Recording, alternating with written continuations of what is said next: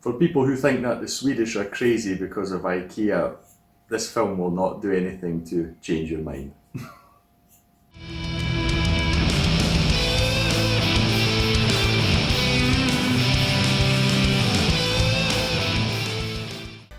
Hi, my name's June. Welcome to another review video on my channel. Today I'll be talking about Midsommar, which, contrary to what I believed, is not a Swedish film. It's just set in Sweden. It's actually an American film. It's in English. Without knowing, I had already seen a film of the same director, Ari Aster, who made the film Hereditary. Not an easy film to watch. This is in the same vein, so it's got the horror tag, but it's more a sort of psychological thing than actually outright scariness. That's in it, because of what happens to the characters and how the story develops. But I won't be sharing any big spoilers, because I do really want you to watch this film, because I think it's great. Just to give a wee heads up, I really like the film. It's 2.5 hours long, but I feel it's earned. It's slow paced, and so it just needs that time to develop. Anyway, so the story is about this woman. Her name's Dani, and she has a tragic loss in her family. I won't go into details about that. It is the main thematic point of the film, so I feel like you can't really talk about the film without talking about this. So she has a big loss in her family, and together with her boyfriend and a group of friends that he has, they go to Sweden, because there's one guy in their student group, I believe they're all students. One guy in the group is Swedish, and he invites them all to come with him to celebrate Midsommar, which is the summer solstice. So Dani, at first, she's not sure whether she should go. She does decide to go. Trying to put myself in that situation, I would probably do the same. Just try and get away from your regular day and schedule, just to break out, to get your mind on other things. So they arrive at the place in Sweden. It's a great open, lush area with green grass and fields. You've got this group of people. They're all very heartwarming. They're embracing them. They welcome them to their festivities, which in the film they explain only happens once every 90 years, and this festival goes on for 9 days. So it's all very, very lovely, the whole scenery. They all stay in this rather big house. It's one large room. It's not crammed, but it's a very large room with many single beds, and they all share them together. I would assume it's about 30 or 40 people who stay in this one house. And so you quickly get the notion of this is sort of cult, actually. So you think at first it's all these people coming together to celebrate. Rather early on, you realise this is a sort of cult thing going on here, where everyone also appears to be just a tad too happy about what's going on. So you can feel from the start there's something underneath the surface. It also starts rather weird, because when they get there, they immediately take some hallucinogenic mushrooms, which, by the way, they do a good job of showing you in the film. So they do it with some slight visual effects, just very subtle, but it's good. I mean, I've never taken mushrooms, so I don't know what it's like, but it's nice to get a visual representation of how the character's consciousness is being altered by these things. So all the festivities start, big tables, big meals, lovely celebrations going on. And they do a really good job of showing you these. So while watching them, I myself felt like I wanted to be part of them. It feels very wholesome, these festivities going on. Everyone's enjoying themselves. Everyone's sharing in these lovely moments, just celebrating, obviously, the summer solstice and just being together. But rather quickly, weird stuff starts to happen in the film, and that's where the sort of horror stuff comes in. So you've got, I'm not going to spoil them, so you've got weird stuff, strange stuff, very partially gruesome stuff going on. Nothing to make my stomach turn too much. It's more about when you think about what's actually happening to the people, what they feel like. That's where the real horror comes in. Some of their groups start to disappear, and they start looking for them, and then it just goes from there. Like I say, that's pretty much all I'll talk about regarding the story, because I think you should watch it yourself. It's very straightforward in that sense. So there are no surprises with the story, but at the same time there's a big juxtaposition between our group of students and the people who are there, the large group of families, friends, whatever they are. That's where, to me, the sort of horror stuff comes in, because you're trying to put yourself in the protagonist's shoes and how you deal with them. I mean, they're isolated, so you can see that they don't have any signals on their phones, and they're pretty much cut off from civilization there. They're dependent on this group of natives, and they're just continuing with their festivities. And when they start getting into sort of ritualistic things, that's obviously where it starts to get really weird. It's all very, very pagan related things that are going on here. And whenever you have these type of things, it's only a matter of time usually before you get stuff like blood coming in and that. And I just wanted to mention this briefly because it's one of my pet peeves. They cut themselves to use the blood to smear on stones, I think it is, some rune stones. And one thing that always happens in films, which I never will understand, I'll never accept, is when they cut themselves, they use a knife and they cut across the palm of their hands, and it makes no sense at all. Have you ever had a cut on your hand? It's the most annoying thing you can have. It annoys you whenever you try and touch things, close your hand, whatever it is, wash your hands, doesn't matter. And they actually put a huge gash across it, and then they just continue happily with their day. I mean, it's so silly. So I think I'll make this a thing. Whenever I see this in films, I'll make sure to mention it in my reviews because I just find it so bloody annoying that they do it. Anyway, it's just a wee pet peeve of mine. Amongst other things, you have a depiction on a piece of cloth, I think it was, I can't quite remember. Painted onto it was a sort of instruction manual, I'll call it, to make a love potion, which was very peculiar. I've seen love potions being made in a few films, but never quite like this. I won't spoil the details, look it up if you want to see it, or watch the film, even better. But as far as other rituals, etc. go, I won't spoil them. Watch them for yourselves. Visually, they're all very appealing, and so actually that's pretty much all I'll talk about regarding the story. The interesting question is how it happens and what happens to the characters.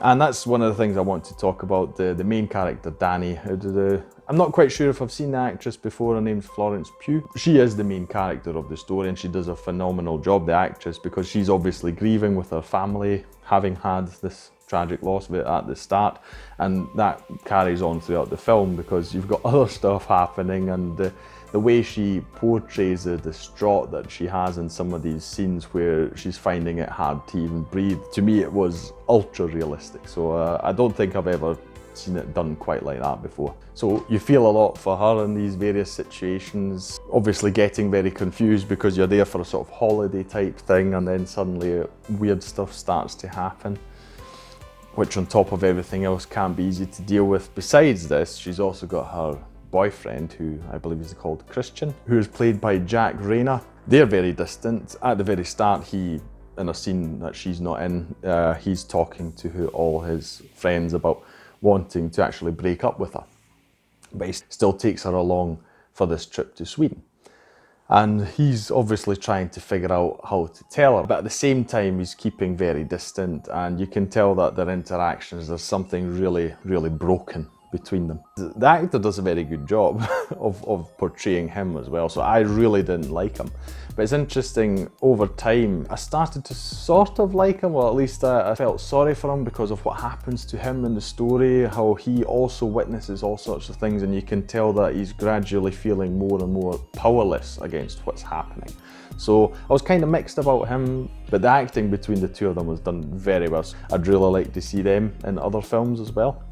And the way the film was made, two things in particular impressed me a lot. The first one was music. The music selection was superb. So you had, although before I talk about that, one thing, I don't know if it was Amazon Prime's version, because I watched on Amazon Prime, the sound levels were all over the place. So I'm not quite sure if this is Amazon Prime's doing, or whether the film was intentionally made and kept this way so that you have to adjust to these different volume levels. I have nothing against it suddenly being loud. It's just annoying when I actually have to turn up the volume every time after there's been loud music, just so that I can hear the characters. That to me, I don't get. Okay, films are made for an actual cinema, so you're sitting in there, it's completely silent, you're so focused on everything. I suppose it will be different there, but still, watching it at home, I'd still like to be able to enjoy it without having to twiddle the volume knob every so often.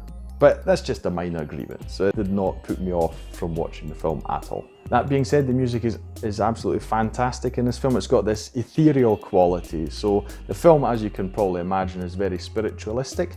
They're talking about the summer solstice, and it's all about, I suppose you could call it narrow it down to calling it the cycle of life. So the music reflects that very well. You've got all these scenes where there's not much happening, and I'll talk about that when I come to the directing, but it goes so well together because the scenes are made in a way that there's not much action happening, so you're supposed to take in the whole thing, and together with all the scenery that you just get to enjoy, you have the music that just sort of emphasizes the scale of it, because there are a lot of very wide shots, and the music just goes so well together with that.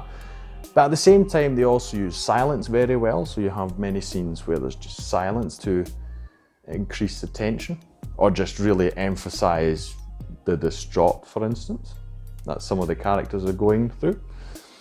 And one more thing is you have a lot of folksy music in here, so violin, fiddle stuff, which I like it a lot in my metal music. So, and I also have various Scandinavian bands in my collection, so I really enjoy that to begin with, and it was used rather well in this film too. And besides the music, you have the actual images, the imagery in this film. I mean, not only imagery as in the things you're seeing actually in the pictures, because that's very interesting as well, but the way it's shot. So to me, especially at the very start, when you're seeing them coming to this, I'll call it a village, this cult site, I suppose you could also call it. You've got these big, vast open areas. Also in the pacing, because it's a bit slower. You don't have things thrown at you every few seconds. You're meant to take in what is happening. So not just the pictures, but you're also supposed to spend a moment to just think about it. I really like that. For instance, in some of the scenes where they're feasting, you've got a huge, long table, and the camera's positioned in a way so you're looking all the way down. It looks tremendous. I just love these shots in the film.